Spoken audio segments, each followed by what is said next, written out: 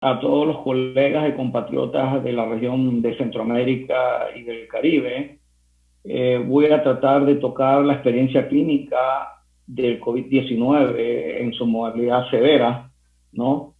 Que es producido por esta nomenclatura de este virus novel llamado SARS-CoV-2. Y vamos a ver la parte de biología molecular hasta la clínica, ¿no? Sobre todo en Panamá. Nosotros vamos a ver, pues, que elaboramos un hospital privado de cuarto nivel. Es un hospital, obviamente, porque se hacen trasplantes, cirugía robótica, traje Da Vinci. Tenemos dispensación de medicamentos y fármacos a través de los pisos, a través de un sistema robot llamado Galileo. Y, en fin, sistemas, pues, de radiooncología avanzada para radioterapia guiada por tomografía y resonancia magnética. Ustedes ven esta diapositiva abajo, lo que se celebró en la ciudad de Guatemala el año pasado, de lo que fue el 10º Foro Multidisciplinario Experto en Dronoprofilaxis. Y esta parte de abajo lo pongo porque el área científica de Menarini el año pasado cumplía 25 años, o sea que este año cumple 26 años de la docencia continua al personal médico de, en este caso, América Central y del Caribe, sobre todo República Dominicana, y pues damos las gracias a la invitación de esta gran empresa y saludo pues a la doctora Jessica Brook, a Karen, a todo el equipo, al licenciado Olivares, en fin, a cada uno de los que hace éxito esta gran empresa, ¿no? Menarini.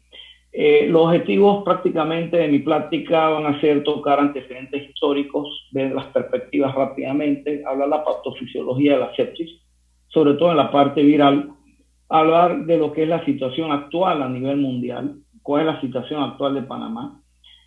Vamos a ver también la situación actual pues, en América Central y el Caribe.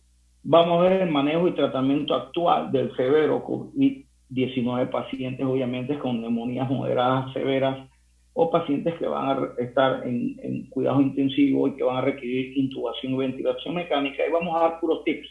Vamos a dar perlas de experiencia que hemos desarrollado en 3 meses y medio, porque hace 3 meses y medio nadie era experto manejando esta enfermedad.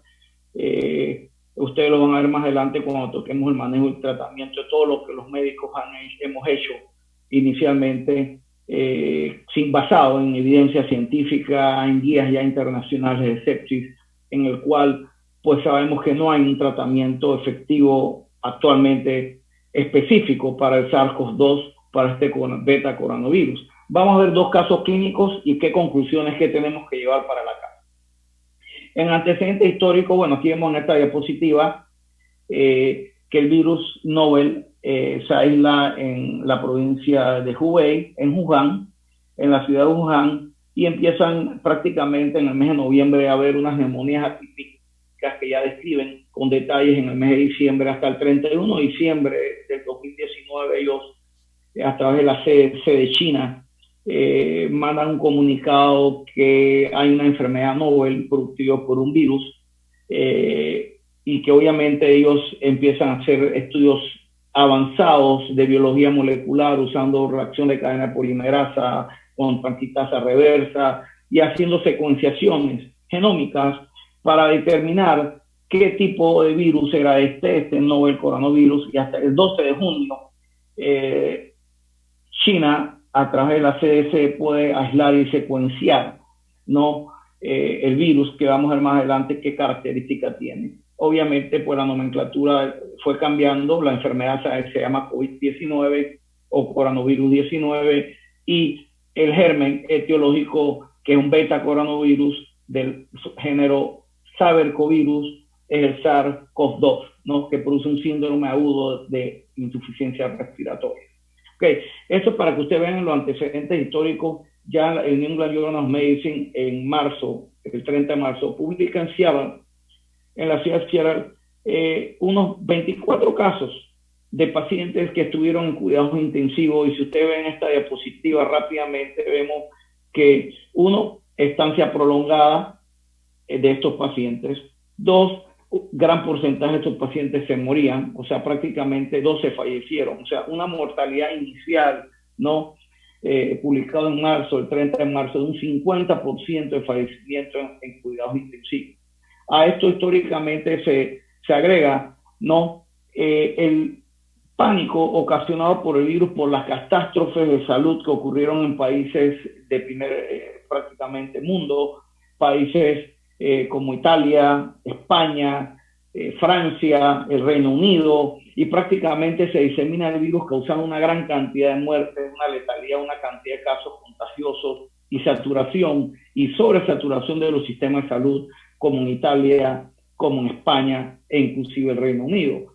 En esta diapositiva ustedes pueden ver la parte biomolecular, la parte molecular de la secuencia de nucleótidos de este beta coronavirus aislado de Wuhan, ¿verdad? En la provincia de Hubei, en China, que ellos fueron los primeros en secuenciar el RNA. Es un virus de ácido ribonucleico, ARN, de sentido positivo, que va de 5 a la porción 5 terminal a la porción 3 polia.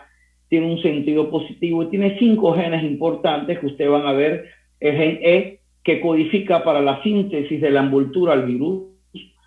Tenemos el gen M, tenemos el gen, ¿verdad?, N, tenemos el gen, ¿verdad?, S, que codifica para la proteína que se va a unir a su receptor en la membrana celular del neumocito tipo 2 de esta célula epitelial, que va entonces a producir replicación viral intracelular y que va a producir obviamente al final una tormenta genómica. Yo voy a introducir aquí términos biomoleculares modernos del siglo XXI. Ustedes van a ver que yo no voy a mencionar cascada de coagulación, que es un término obsoleto del siglo pasado. Yo no voy a hablar de tormenta de citocinas, que es un término obsoleto del siglo pasado. Yo no voy a hablar prácticamente de definiciones del siglo pasado. Tenemos que actualizarnos, y este es el objetivo de mi plática, la parte biomolecular del virus, de la terminología adecuada. Entonces, esta es la secuencia del genoma del virus, y la importancia es que usted puede detectar el virus por la prueba gold standard, que es PCR de transcriptasa reversa, por un hisopado nasofaringio, que tiene la mayor sensibilidad y especificidad. Ya los hisopados ya orofaringios de otras partes, pues obviamente bajan la sensibilidad y la especificidad, conociendo los falsos negativos que hay, que pueden ser de un 2 hasta un 30%, teniendo en cuenta la técnica, teniendo en cuenta el periodo de la enfermedad en que se toma el hisopado, tomando en cuenta la degradación de esta secuencia de nucleótidos que se degradan, y que en el momento que usted toma la muestra no va a detectar la reacción de cadena de polimerasa en transcriptasa reversa, el fragmento del nucleótido interesado. Pero también hay pruebas serológicas midiendo inmunoglobulina M, A y G, que son pruebas de seroprevalencia para poder estudiar la población, que tantos pacientes con síntomas leves o asintomáticos existen en el país de cada uno de nosotros. También podemos hacer pruebas no solamente de determinación de anticuerpos, sino de determinación de antígenos, ¿verdad? Sobre todo utilizando el segmento del complejo ORF1AB, que obviamente uno crea un anticuerpo que va dirigido contra este segmento secuencial, que tiene un 90% de especificidad en este virus. Este es el árbol filogenético del virus, donde ustedes van a ver que la epidemia del año 2002-2003 del SARS-CoV, del coronavirus, que producía un síndrome agudo de insuficiencia respiratoria, que fue detectado en Guangdong, China, más al sur de la provincia de Hubei, pues es un beta coronavirus. Pero si ustedes se ponen a ver aquí, es un SARS-CoV-virus, igual que el novel coronavirus SARS-CoV-2, lo único que la secuencia genómica, la secuencia de nucleótidos es diferente, y solamente tiene una similitud, el SARS-CoV-1 al SARS-CoV-2, que es lo que nos compete en esta plática, en un 86.9%, casi 87%, que es una diferencia desde el punto de vista genética abismal o importante, si uno se toma en cuenta cuál es la diferencia genómica entre el hombre, el Homo sapiens y el mono o el chimpancé. Entonces, ellos en Wuhan, para ver la parte histórica, ellos activos celulares hacen datos en los cultivos celulares, hacen microscopía electrónica y aquí vemos el grupo control donde no hay un efecto citopático del lavado bronquial del paciente, pero cuando someten el cultivo celular a las células epiteliales, como ven a la derecha, vamos a observar un efecto citopático, como se muestra en la flecha, donde obviamente secuenciaron el virus, tienen el agente causal y cuando lo inoculan in vitro produce un efecto citopático. Obviamente, pues, la parte ética no le van a inocular, ¿verdad? Siguiendo los postulados de Koch, el virus a una persona para reproducir la enfermedad. Pero obviamente, pues ellos fueron los primeros que tuvieron los primeros casos, fueron los primeros en secuenciar el componente del ARN del virus y fueron los primeros en hacer pruebas de PCR, transcriptasa reversa, pruebas de anticuerpos y pruebas serológicas de antígenos para hacer seroprevalencia. Eso explica cómo los chinos en la parte histórica han podido controlar rápidamente el número de casos, a pesar de que el país más densamente poblado del mundo es comparación a otros países que están pasando esta pandemia o llamado sindemia, mejor porque se acompaña no solamente la pandemia del SARS-CoV-2, del COVID-19, sino se acompaña en el mundo de enfermedades crónicas, epidémicas, no infecciosas como la diabetes mellitus, la hipertensión arterial, la obesidad, el EPOC, el tabaquismo, etcétera. De manera que no es raro entender la patofisiología biomolecular de cómo este virus afecta y produce mayor mortalidad y morbilidad en las personas hipertensas, diabéticas, obesas, con tabaquismo, obviamente con daño ya en sus órganos, sobre todo ya tienen disfunción en el endotelio. Aquí podemos ver en esta diapositiva un grupo control donde no se ve el virus, a su mano izquierda y a su mano derecha magnificada en microscopía electrónica. Ustedes pueden ver las flechas de partículas virales extracelulares y aquí pueden ver partículas virales intracelulares, que es el virus, ¿no?, que está afectando a la célula del epitelio alveolar, el neumocito tipo 2, que es el que produce el surfactante. Y ustedes van a ver aquí los cilios, que son estas columnas que están en las flechas gruesas, y acuérdense que desde el punto de vista histológico, el epitelio del tracto respiratorio inferior es un epitelio cilíndrico, pseudoestratificado, ciliado, y aquí ellos demostraron en un paciente con COVID-19, con una neumonía, de que el virus se encontraba tanto a nivel extracelular como a nivel intracelular. Entonces, vamos a entrar a la patofisiología de la sepsis, que es el segundo punto del objetivo.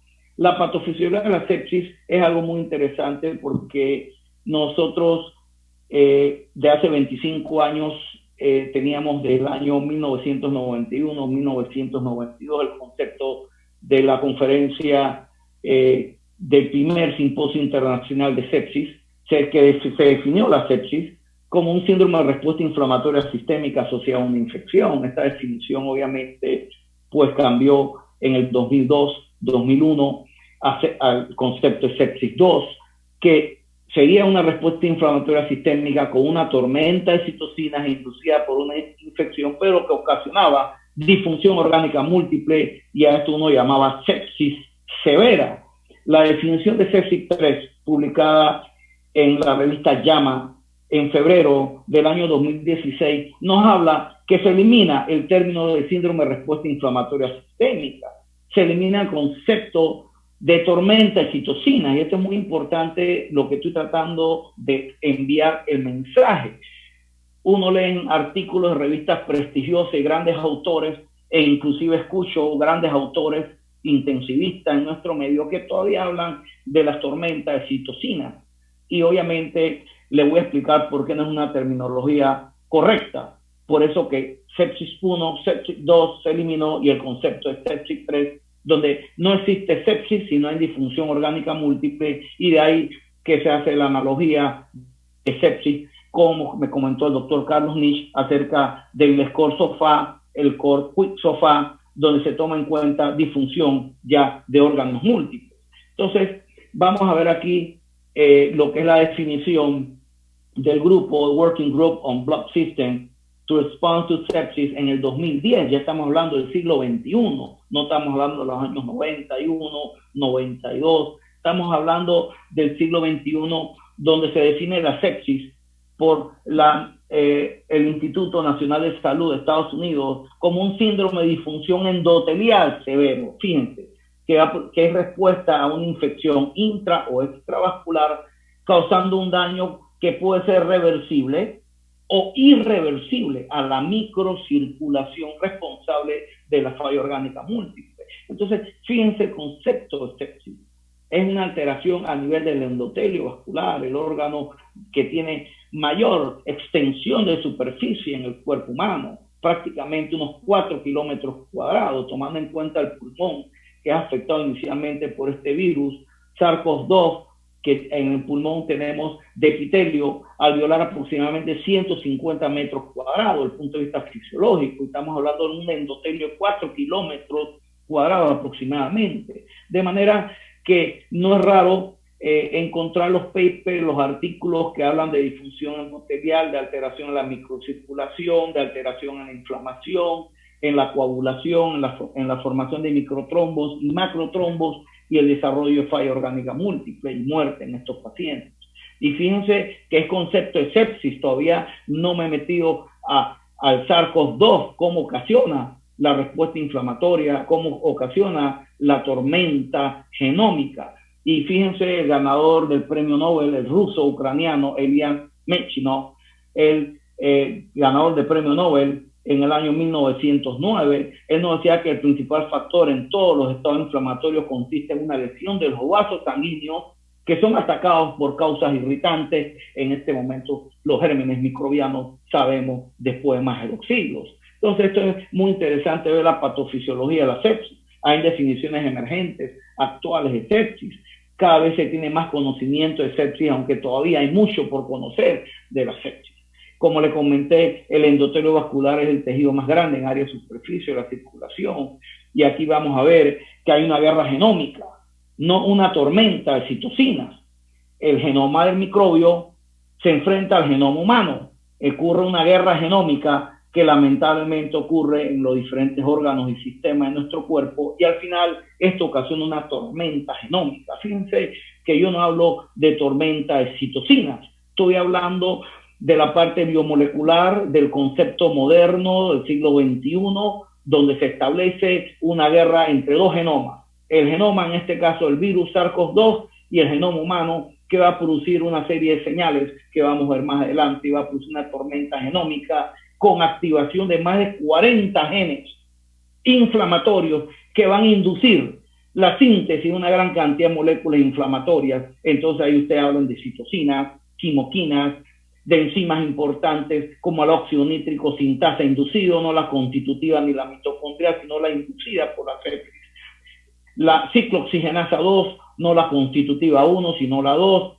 Gran cantidad de moléculas relacionadas al complemento, a factores de crecimiento derivados de las plaquetas, factores de crecimiento endoteliales, moléculas de lesión, y así podemos mencionar un sinnúmero de mediadores, no solamente de interleuquinas o factores de necrosis tumoral alfa, sino cientos de moléculas inflamatorias por activación de 40 genes inflamatorios. Fíjense que entonces esta diapositiva es importantísima.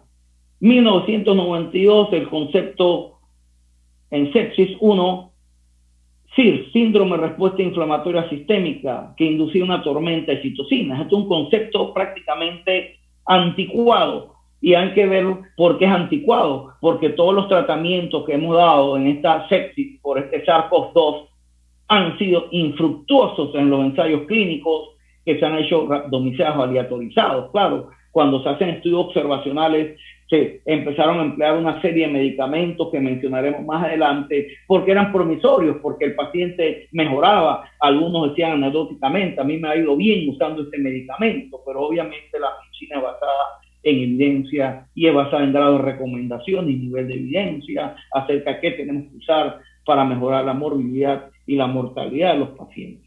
Y fíjense la definición del Working Group de bloods, de sangre. Esta definición de 2010 nos habla de tormenta genómica, que es lo que tenemos que hablar actualmente. No es tormenta de citocinas, sino tormenta genómica, ¿no?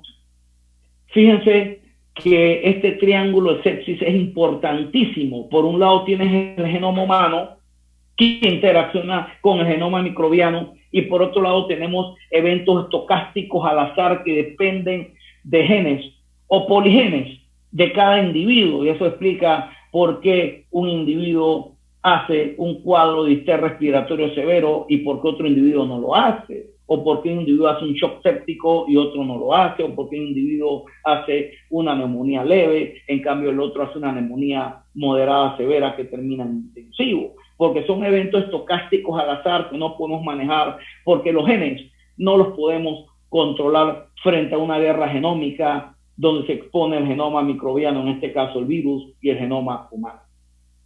Esto es para que tengan una idea de que sepsis puede ser ocasionado por bacterias gram positivas, ¿verdad?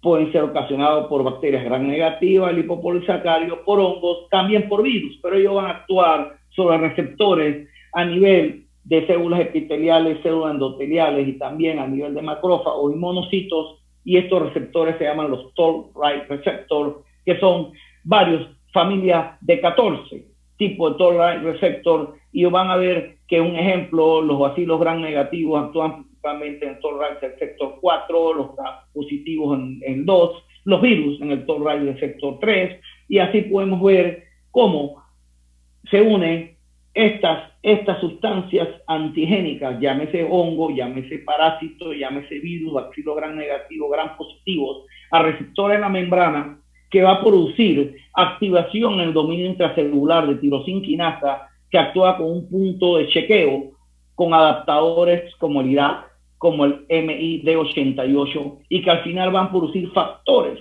transcripcionales en respuesta al estrés. Los dos principales es la proteína activación 1, que podemos ver aquí, y el factor de transcripción nuclear NF-kappa beta, que se van a traslocar entonces en el segundo punto, que es el transporte nuclear, a través de las llamadas carioferinas, importinas, alfas y betas, y van a llegar a la región promotora al gen. Y una vez que lleguen a la región promotora al gen, activan por lo menos 40 genes inflamatorios en una secuencia de upregulation, río abajo, en una secuencia donde se van a producir un sinnúmero de moléculas inflamatorias ya mencionadas, como interleuquina 6, que saben que se mide mucho y que se eleva mucho en este grupo de pacientes, TNF-alfa, interleuquina 8 y todas las moléculas que hemos visto. Esta tormenta genómica que va a generar como respuesta un efecto de citocinas, quimoquinas. Por eso no hablo de tormenta de citocinas, porque la tormenta de citocinas ocurre, pero es una consecuencia de. La causa es esto que estamos viendo aquí, la activación de la región promotora al gen a través de factores transcripcionales nucleares en respuesta al estrés. Al final, ¿qué van a producir todas estas moléculas inflamatorias? Van a producir en esta tormenta genómica una disfunción endotelial, microagregado de plaquetas, agregados de polimorfos nucleares en microcirculación, hipoxia, apoptosis, muerte, sepsis, falla orgánica múltiple y muerte. Fíjense que nosotros en esta diapositiva podemos ver que podemos interferir en varios pasos para evitar esta tormenta genómica, sobre todo utilizando modificadores transcripcionales nucleares, que al final todos estos modificadores lo que hacen es bloquear las importinas beta, las importinas alfa, y tiene como objetivo evitar la traslocación de este factor de transcripción nuclear en respuesta al estrés, y también una proteína de unión del elemento regulador de los esteroles, que producen insulto metabólico y que agrava la tormenta genómica. Esto explica por qué el diabético, por qué el hipertenso, por qué el obeso, por qué el dislipidémico, porque todos estos productos metabólicos de aumento de ácidos grasos que se elevan en situaciones de estrés, aparte pacientes con hipertrigliceridemia, pacientes con dislipidemia e hipercolesterolemia, va a producir un insulto metabólico porque va a activar esta proteína unión de elemento regulador a los esteroles y se va a translocar al núcleo, igual que el factor transcripcional nuclear de respuesta al estrés, el NF-kappa beta y la proteína 1 activada, y van a producir la tormenta genómica. Fíjense, hablando ahora del SARS, bueno, es un virus, pero si ustedes ven, activan la respuesta innata igual que lo hace los gram positivos, los gram negativos, los hongos, los parásitos. Obviamente utilizando receptores diferentes. Aquí vemos el SARS-CoV-2, como ya ustedes saben, utiliza el receptor de la enzima convertidora humana clase 2. Y obviamente al final esto va a producir trastornos graves de la tormenta genómica con una respuesta inflamatoria que va a producir, fíjense, hipercoagulabilidad, ya mencionado por el doctor Nish en la plática previa, y aparte de eso va a producir endoteliopatía, una endotelitis que vamos a ver más adelante. Al final va a haber trombos en vasos grandes con tromboembolismo pulmonar, trombosis venosa profunda, trombosis venosa cerebral, trombosis venosa arterial, un aumento en la incidencia desde el mes de diciembre hasta la fecha de stroke, de enfermedad vascular cerebral trombótica con grandes infartos cerebrales, trombosis venosa profunda y obviamente un estado de hipercoagulabilidad, pero también hay formación de microtrombos en la microcirculación y produce microangiopatía, que es la causa del distrés respiratorio. Entonces, de manera que nosotros vemos cómo este virus va a activar el sistema inmunológico innato o no específico. Al final va a activar el sistema inmune adaptativo o específico para producir anticuerpos. El problema es que el virus tiene forma de evadir la respuesta inmune en algunas personas, disminuyendo el interferón tipo 1. Y este interferón tipo 1 va a evitar, ¿verdad?, que el virus se muera dentro de la célula. O es decir, que si no hay interferón tipo 1, aumenta la replicación viral, como pueden ver aquí, y va a producir entonces mayor daño a nivel celular y mayor tormenta, ¿verdad?, genómica, y que es la causa, el efecto de la tormenta de citocinas, y por eso menciono que no debemos hablar de tormenta de citocinas, sino una tormenta genómica, porque es la causa del problema desde el punto de vista biomolecular, desde el punto de vista patofisiológico. Aquí pueden ver en esta diapositiva sacada en la revista Nature del 2020, en el mes de mayo, donde prácticamente ponen mecanismos putativos como esta tormenta genómica va a producir un aumento de las citocinas, produce esto una tormenta del efecto, causa-efecto de una tormenta de citocinas, y que al final va a producir lesiones del endotelio, endoteliopatía, distrés respiratorio, y como hay diferentes tipos de drogas, inhibidores de proteasa esterina, el tocilizumab, antagonistas de receptor de interleuquina 6, que se han utilizado en estos pacientes, pero no hay ningún estudio de evidencia randomizado, aleatorizado, doble ciego, con bajos errores alfa y beta, de falsos positivos y falsos negativos y sesgo, que nos diga que es un medicamento que tenemos que usar con un grado de recomendación adecuado a un nivel de evidencia. Todo esto se ha usado en forma, obviamente, en estudios de cohorte, estudios prácticamente que se han utilizado inclusive prospectivos, otros han hecho análisis retrospectivos, muchos estudios que no tienen un nivel de evidencia 1, ni mucho menos 2. Entonces, esta es otra diapositiva que cómo afecta a la célula del epitelio alveolar, el neumocito tipo 2, y obviamente el retardo de la respuesta al interferón tipo 1, como mencionamos, es lo que va a hacer que haya replicación viral, ¿no?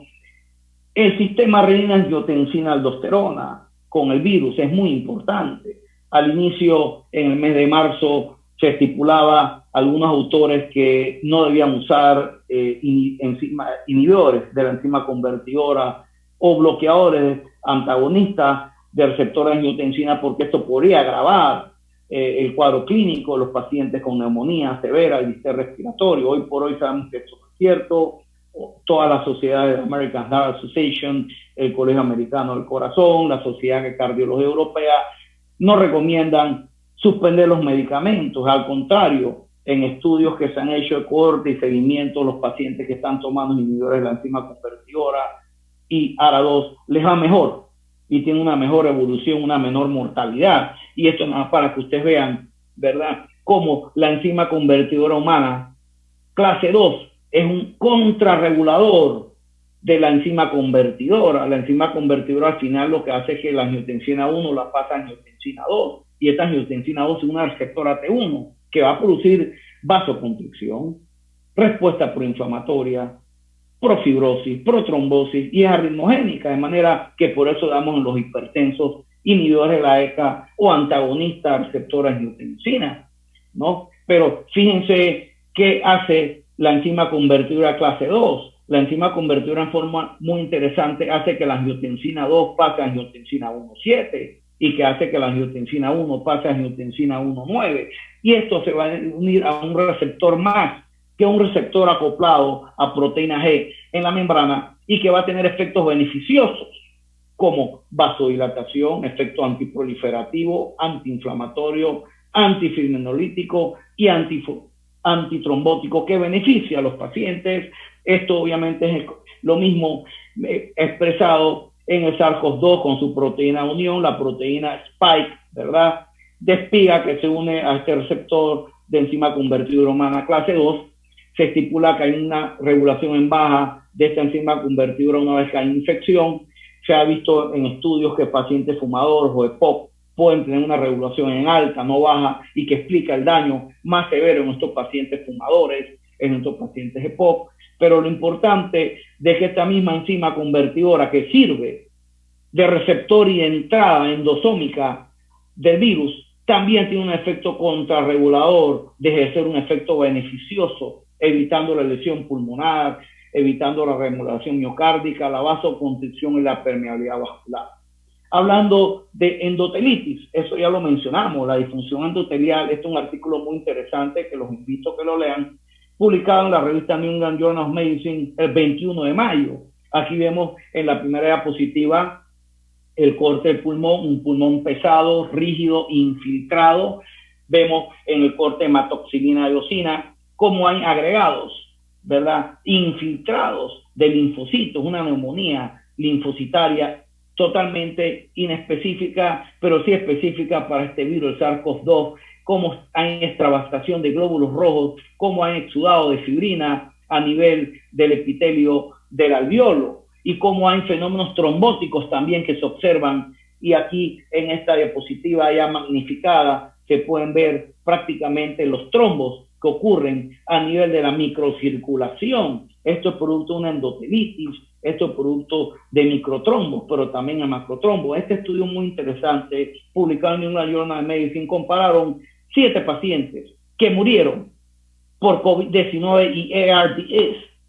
Entonces fallecieron y le hicieron autopsia, hicieron esta correlación que están viendo y lo compararon con un control histórico de 7 pacientes que murieron en el año 2019 en la epidemia o el brote epidemiológico de H1N1 de influenza. Entonces fíjense, usando ensayo de microscopía electrónica con scanning de la misma, en el lado A observamos el capilar, la red capilar normal, homogénea, un sujeto sano. En el B se pierde esta arquitectura normal del capilar, del endotelio capilar. Entonces vemos cómo estos autores han demostrado una endotelitis en los cadáveres de pacientes que han fallecido con SARS-CoV-2. Y fíjense que en el C podemos ver la característica que hay una proliferación también vascular, una angiogénesis llamada intususceptiva, porque el capilar y el endotelio se lesiona y se fenestra y hace esta especie de intususcepción o invaginación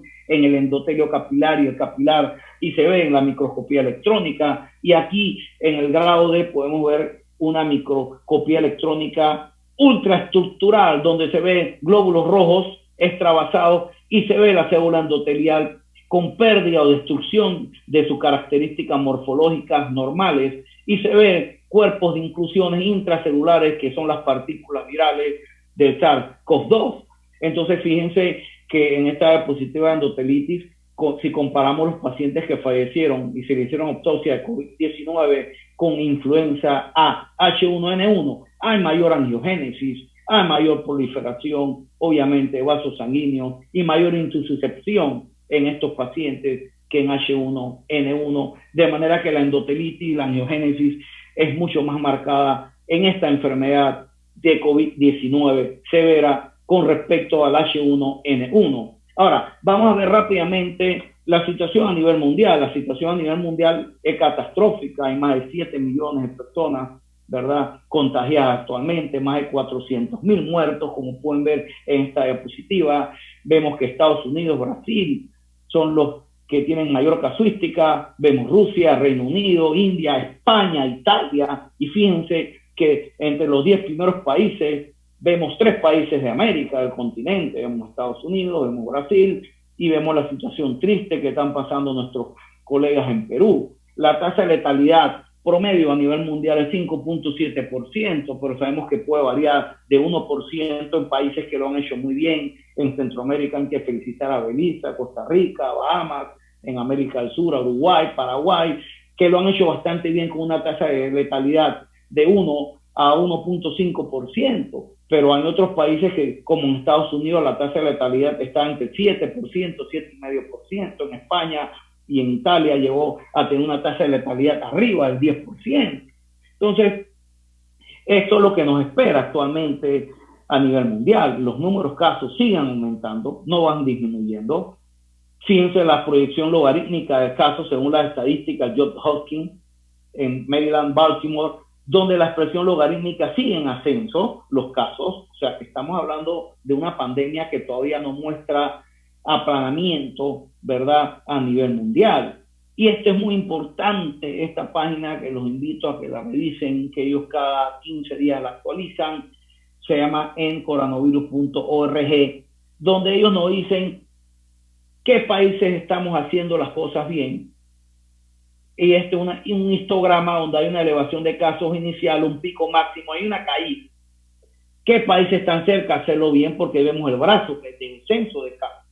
Pero los países que necesitan tomar acciones son aquellos países que hay ascenso de sus casos y que no, prácticamente no hay un descenso. No hablemos de aplanamiento, hablemos de descenso del histograma para nosotros poder decir que estamos ganando esta batalla en nuestros países o que estamos cerca de hacerlo. Entonces vamos a ver los países, ¿no?, a nivel mundial. Fíjense los que lo están haciendo bien, pero yo he puesto en una raya horizontal roja países de América, países de Centroamérica. Fíjense, Bahamas, Barbados, Jamaica y Cuba, islas que obviamente han hecho las cosas bien, y países de nuestra región, Belice, Costa Rica, Paraguay y Uruguay en América del Sur, que han hecho las cosas bien. Fíjense, muy pocos países de América han hecho las cosas bien. Ahora, cuando usted compara los países que están cerca de lograrlo, son todos países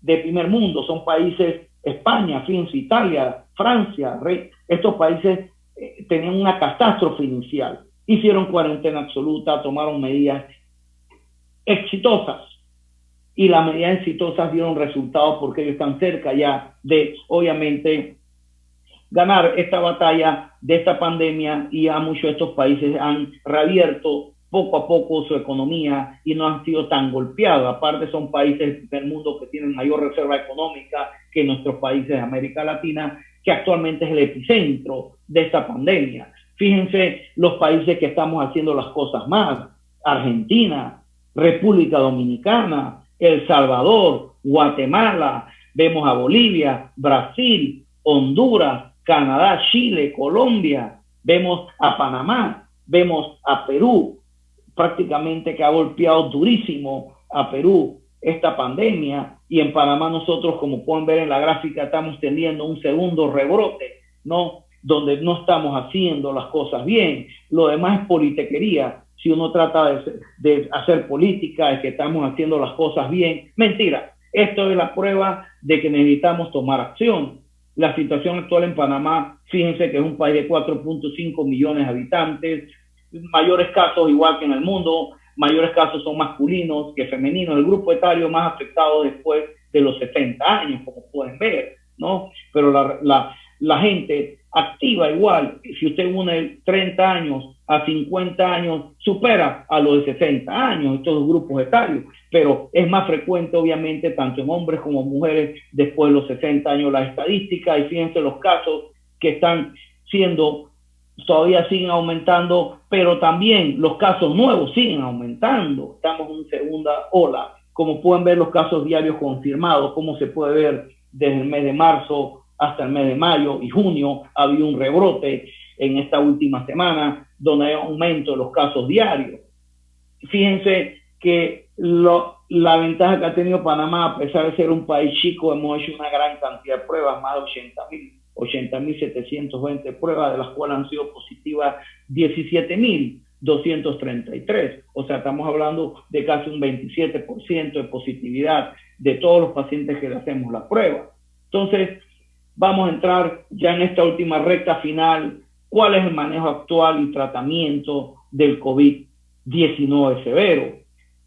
Uno, tenemos que saber muy bien la parte epidemiológica del virus, el periodo de incubación. Normalmente el promedio del periodo de incubación son 5.4 días, según las estadísticas de la mayor parte de los países.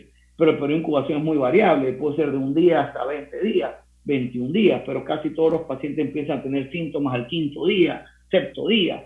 Los síntomas respiratorios inician al séptimo día, como podemos ver aquí.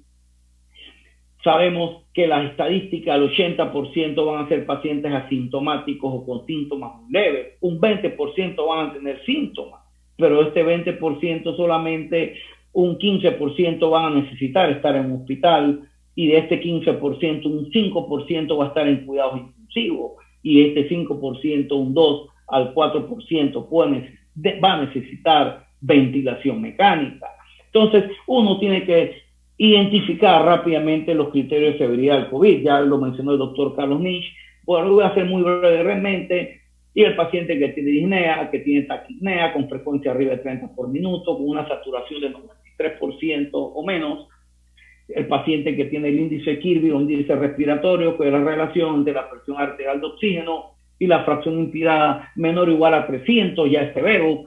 Y pacientes que tienen infiltrados pulmonares bilaterales en ambos campos pulmonares, más del 50%, son criterios de severidad. Este es un paciente que debe estar en cuidados intensivos. Ahora, también hay criterios clínicos, hay criterios también de marcadores inflamatorios hematológicos. Aquel paciente que tenga un dímero D elevado, datos de coagulación extraocular diseminada, un PCR elevado, ferritina elevada, que con un reactante fase aguda se eleva muchísimo en estos pacientes, un nivel de interleuquina 6 elevado, pacientes con linfopenia. La trombocitopenia pues se presenta, pero se presenta cuando está asociado a una coagulación extraocular diseminada por el virus. Entonces, fíjense que los pasos iniciales en el manejo, ¿cuáles deben ser? Los pacientes con COVID moderado y severo deben ser hospitalizados, no lo manejen en casa, porque si no el paciente va a llegar probablemente al hospital, el cuarto urgencia, 2-3 días después, con una falla respiratoria aguda severa, va a requerir intubación y probablemente el paciente va a fallecer. Entonces, mientras más temprano manejemos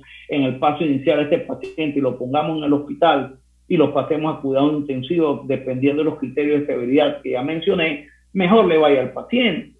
Fíjense, esto ya les mencioné, el 80% asintomático, 20% moderado severo, 5% UCI, 2 a 4% van a requerir ventilación mecánica invasiva. Pasos iniciales en el manejo. Pues no vamos a hacer mucho énfasis por el control estricto de la diseminación de la infección usando equipo de protección personal.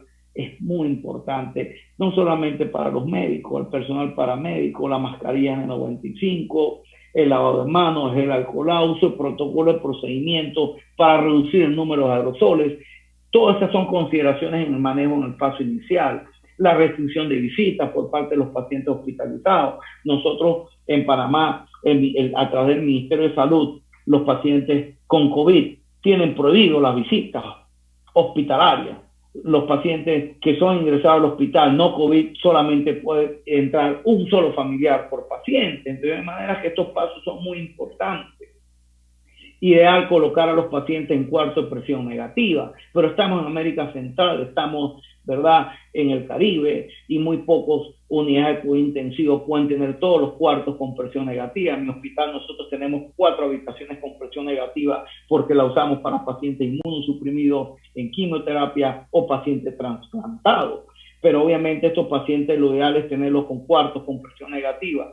Obviamente, todos estos procedimientos de intubación, extubación, broncoscopía, nebulizaciones, cánula alto flujo, ventilación con ambú, válvula, reservorio, son procedimientos que generan aerosoles y que tenemos que tener medidas de prevención. Cómo hacer la broncoscopía, cómo intubar al paciente, que lo intube el que tiene más experiencia, usando cajones especiales y diseñados para proteger esta aerolización del paciente que está tosiendo en el momento que uno lo va a intubar, usar sedaciones en forma adecuada, protocolos de relajación neuromuscular rápida, con el fin de que el paciente no tosa y no disemine o aerolice el virus en la unidad de cuidado intensivo y reducir el contagio del personal de salud. que nosotros somos los soldados en esta guerra y tenemos que cuidar al personal de salud, porque si no, ¿quién va a atender a estos pacientes? Entonces, proteger a la familia, a los pacientes, no permitir visitas a los familiares, y esto es muy importante. Ok, cuidados respiratorios básicos, obviamente hay que monitorizar al paciente.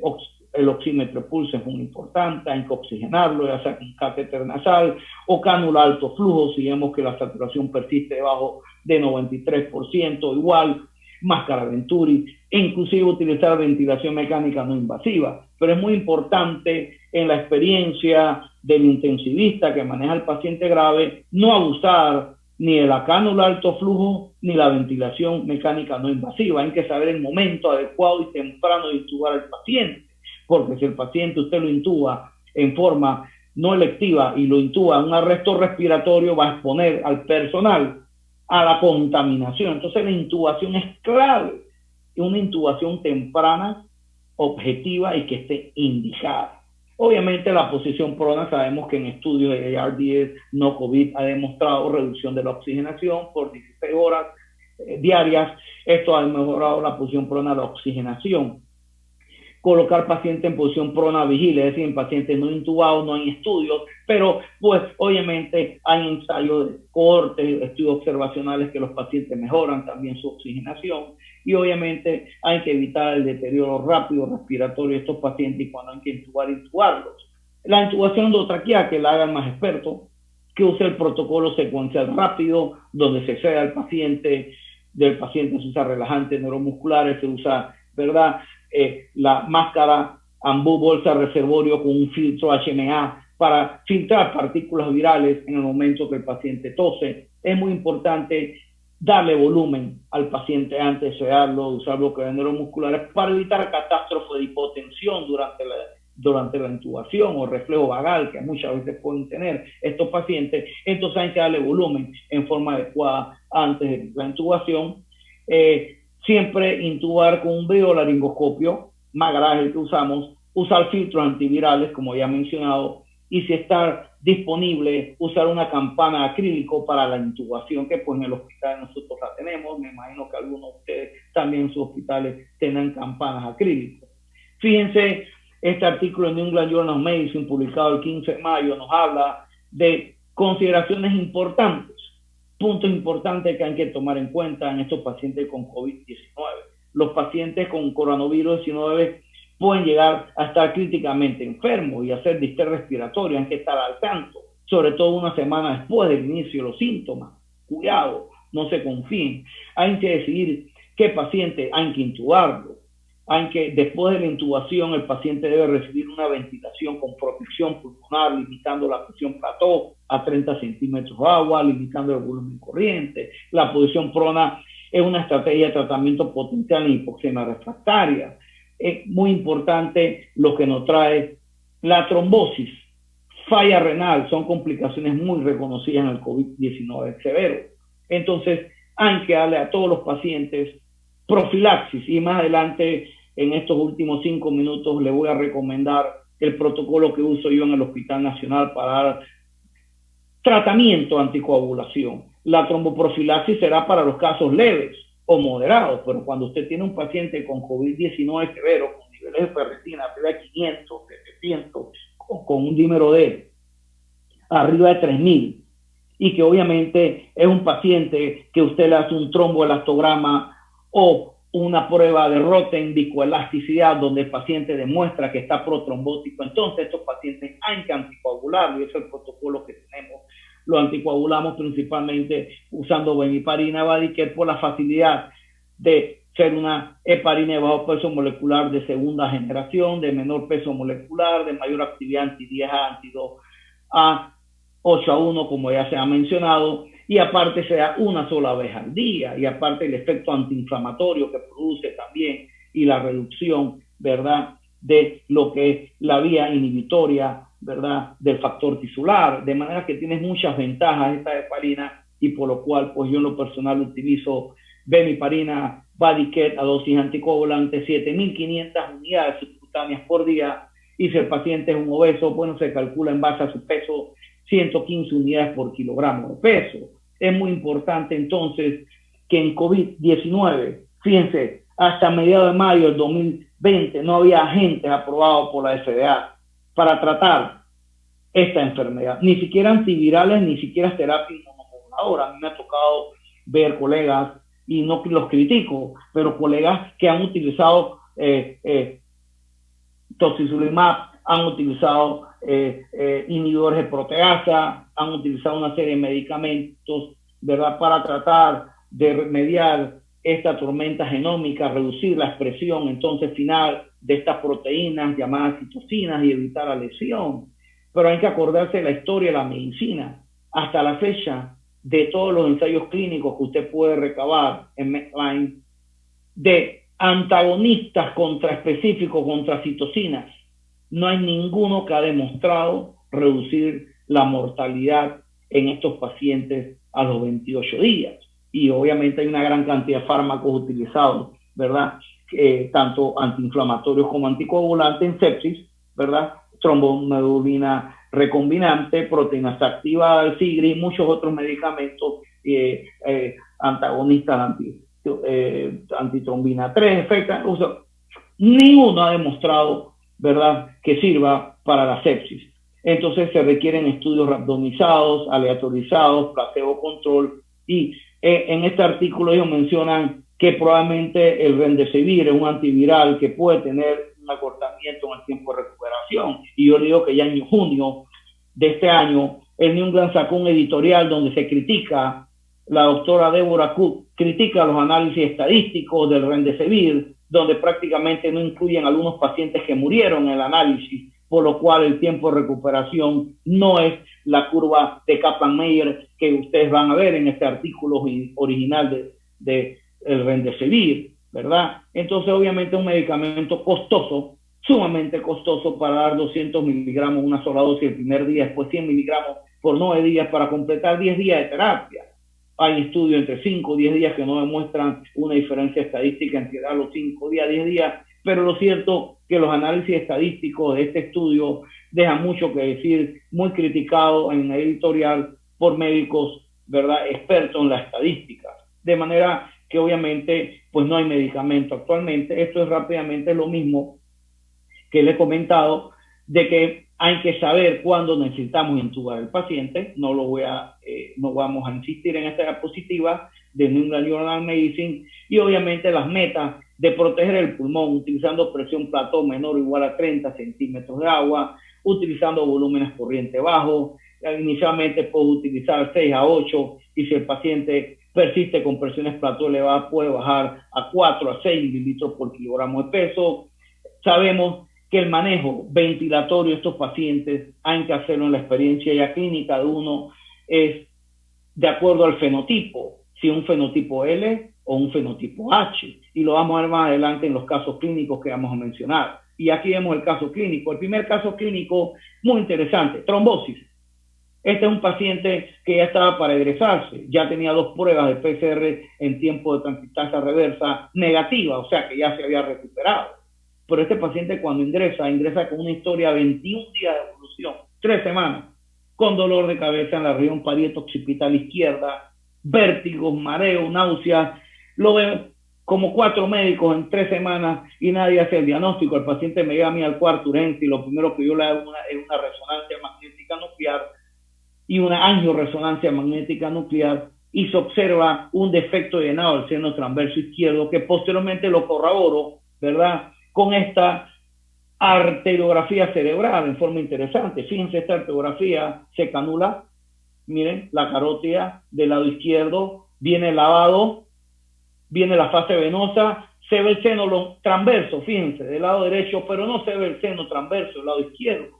Este es un paciente que ha hecho una trombosis, ¿verdad?, del seno transverso del lado izquierdo asociado al coronavirus, de manera que esto de la endotelitis, esto de la micro y macro angiopatía y los microtrombos y macrotrombos que ocurren cada vez se ven más frecuentes, se han visto en autopsias de los enfermos que han fallecido. Un porcentaje elevado de estos pacientes tienen microtrombos en la circulación pulmonar, otros a nivel cardíaco, otros a nivel tracto gastrointestinal.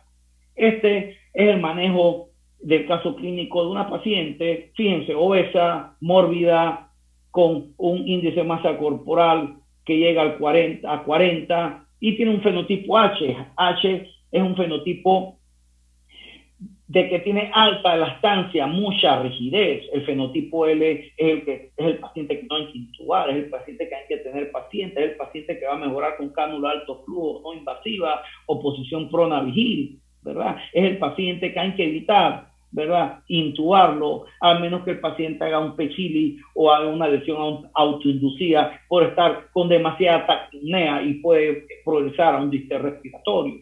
El fenotipo L puede progresar a un fenotipo H, hay que vigilarlo en intensivo por eso.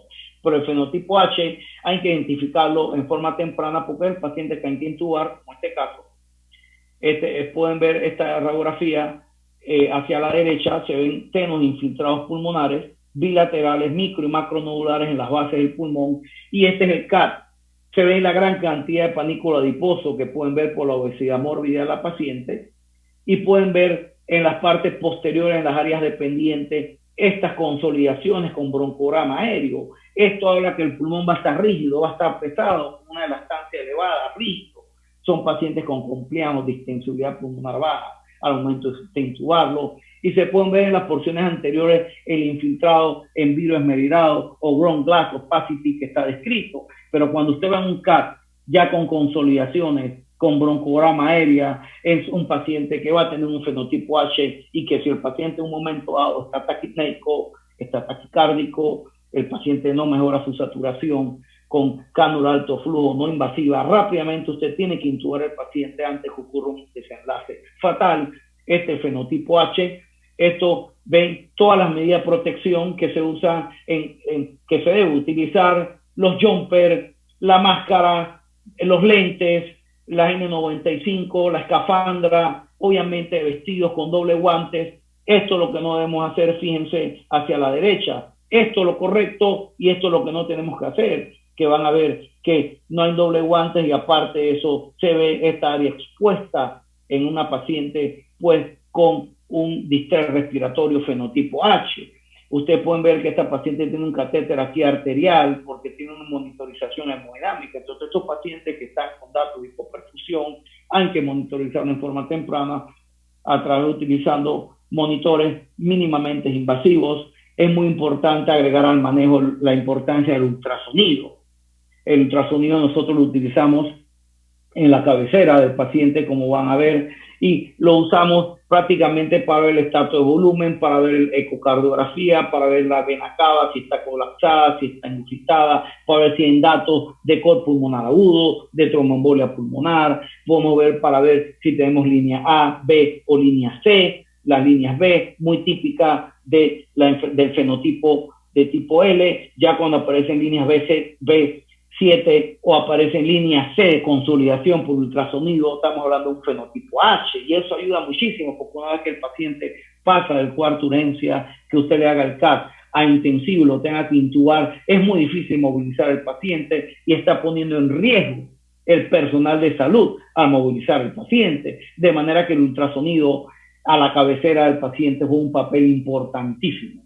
Entonces, este es el caso clínico. Fíjense que la paciente pues llega al 25 y se tiene que intubar el día 26, y ya fíjense que la radiografía tórax se ve ya infiltrado mucho más extenso, más del 50% de los campos pulmonares. Pueden ver el catéter aquí yugular del lado derecho, el tubo endotraqueal, la sonda orogástrica, y pueden ver pues un distrés respiratorio muy importante con un índice Kirby en esta paciente de 120 en el momento que hubo que intubarla. Entonces fíjense la parte de la coagulación que nos trae. A ver, esta es una paciente con un dímero de más de 10.000 nanogramos por mililitro en forma cuantitativa, más de 10.000, imagínense. Claro, es una paciente que usted dice, bueno, yo la bajo a hacer una angiotomografía para demostrar embolias pulmonares. En los estudios de cohorte en China, en Italia, España, se han detectado trombos en la circulación pulmonar. Afortunadamente no son trombos en sillas a montar, sino son trombos subsegmentarios. Los pacientes que hacen trombos grandes en sillas a montar son pacientes que hacen muerte súbita y fallecen, que hay casos reportados en la revista Lancet, en New England Journal of Medicine, en llama de pacientes que hacen infarto al miocardio con muerte súbita, stroke severos, con infarto prácticamente de un hemisferio cerebral y edema cerebral maligno, de manera que estos pacientes hacen macrotrombosis, microtrombosis, y el dímero D es importantísimo. Dímero D arriba de 3000. Pacientes con marcadores inflamatorios elevados es un paciente que hay que anticoagular si no hay contraindicación para la anticoagulación. Y fíjense en el caso clínico, aquí nosotros empezamos a darle profilaxis, 3.500 unidades. Claro, teníamos un dímero de 900 y a todos los pacientes hay que darle tromboprofilaxis, a todos los pacientes porque reúnen en la estratificación de tratamiento farmacológico puntuaciones que todos van a necesitar heparina de bajo peso molecular, a excepción de que haya contraindicaciones, que ya ustedes muy bien las conocen. Y posteriormente nosotros pasamos de este tromboelastograma, que pueden ver un aumento del ángulo alfa, un aumento de la amplitud media y un aumento de la densidad del coágulo. Pasamos de dosis de 3.500, que es profilaxis, a dosis de tratamiento, 7.500 unidades. Posteriormente subimos prácticamente a 10.000 unidades basándonos en la obesidad de la paciente y para producir un efecto anticoagulante adecuado y midiendo la actividad anti-10A. Y mantuvimos la actividad anti-10A alrededor de 0.8, 0.9 unidades por litro. Conclusiones. ¿Qué vamos a concluir ya? ¿Qué es lo que quiero que lleven a casa?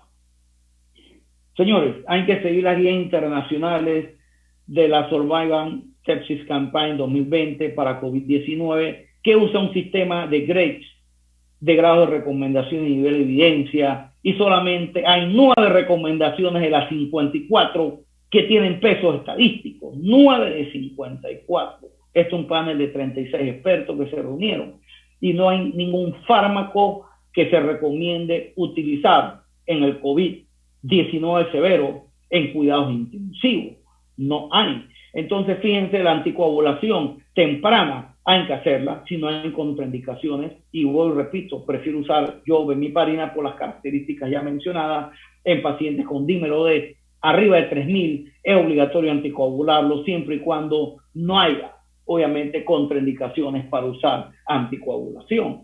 Obviamente, algunos de ustedes pensarán en este momento, bueno, ¿cuál es el rol de los anticoagulantes? Acción directa. Un paciente grave intensivo no tiene un rol, porque es un paciente que usted va a poner catéteres, va a intubar, no sabe si le va a tener que poner un tubo pleural o hacer procedimiento de una broncoscopía, y obviamente por las características de estos anticoagulantes, acción directa de su vida media, y aparte de eso, obviamente que no disponemos en América Central de antídotos, a excepción del Praxbind para el dabigatran, pero obviamente el Andesanet alfa, obviamente que es el antídoto para estos inhibidores directos del factor 10 activado de los anticoagulantes, acción directa, rivaroxaban, apixaban, edosaban, ¿verdad?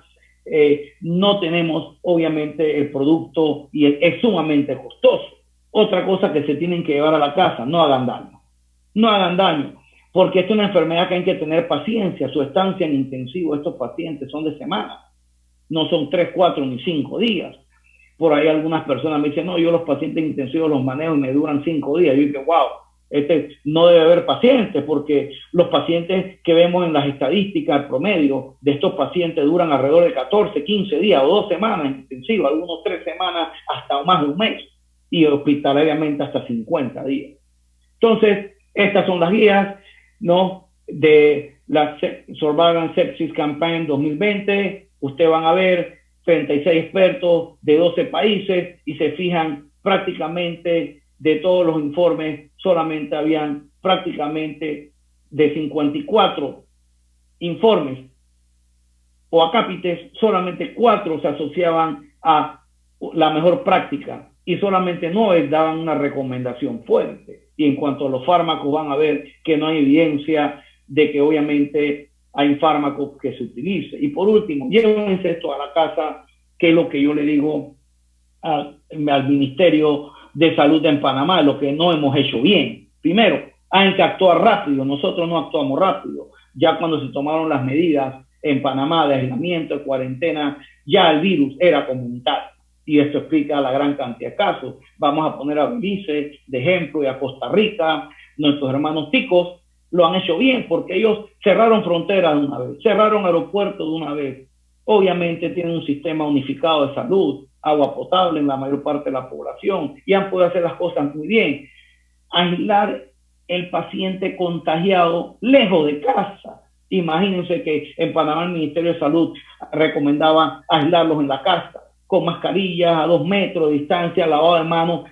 Absurdo. Estos pacientes deben de estar en un área específica, lejos de la casa, para evitar la contaminación de sus familiares y evitar la progresión de cepas comunitarias. Fíjense la restricción estricta de viajes. Es muy importante ser paciente, como he dicho, y no abrir los comercios, no abrir las industrias, no abrir en forma temprana, al menos que ya usted tenga una curva de histograma de que ha hecho las cosas bien. Muy importante la masificación de las pruebas. Ahí sí, en Panamá pues hemos masificado mucho las pruebas. El problema es que no hemos tenido un trazado correcto o constante debido al déficit de atención primaria de salud de los pacientes sintomáticos y mucho menos de los pacientes asintomáticos, que es el talón de Aquiles de esta enfermedad, que todos usen máscara, distanciamiento social, y estas son las recomendaciones. Y por último, quiero decirle que usen el CAP. Este es tecnología de robot de inteligencia artificial, robótica a través de modelos, combinando PCR con CAP, y se observa rápidamente cómo se puede extinguir el COVID utilizando el distanciamiento social con el CAT y el trazado de estos contactos. Y aquí pueden ver esta diapositiva. Esta diapositiva la trae para que se lo lleven a casa. Háganle CAT a los pacientes. Y el CAT se hace temprano.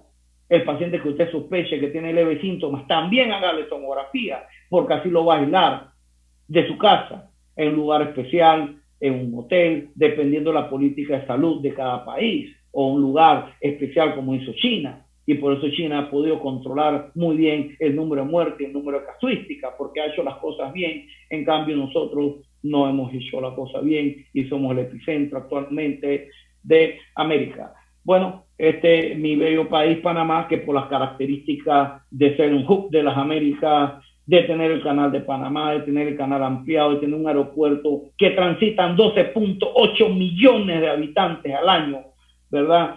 De tener metro, después de República Dominicana, nosotros en Centroamérica y el Caribe somos los segundos en tener metro, y obviamente es un área de gran contaminación, el metro, los aeropuertos, y obviamente es el precio que pagó Panamá, porque cuando iniciamos las medidas para tratar de bajar esa curva no la hemos podido bajar, porque cuando empezamos a tomar nuestras medidas ya el virus estaba en nuestro país. Gracias.